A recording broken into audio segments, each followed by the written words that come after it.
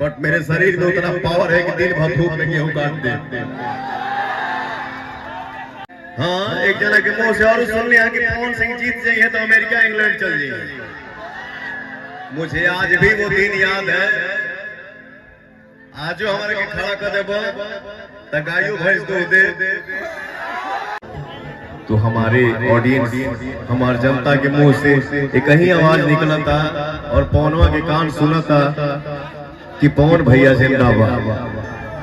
लेकिन पवन के दिल में एक ही बात है, मेरा शाहबाद जिंदाबाद। मैं जितना जानता हूं आपके मन में क्या है कि हमको पवन के लिए, पवनवा के लिए, बेटा के लिए, भाई के लिए क्या करना है वो करिए। लेकिन अगर आपका दुश्मन भी आपकी आंखों के सामने आए तो उसका सम्मान करिए।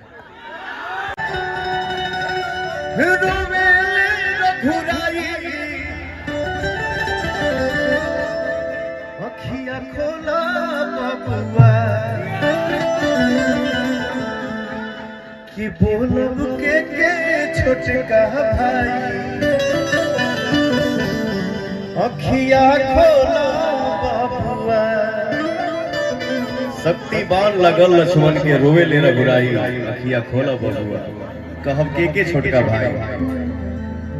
इसीलिए कहा गया है कि जहां ना पहुंचे रवि हो जा पहुंचे कवि। कवि का क्या भाव होता है, कभी कभी क्या लोग लिख देते हैं। का जाते हमको अवध में, का जाते हमको अवध में, हरे पूछी है तीनों माई,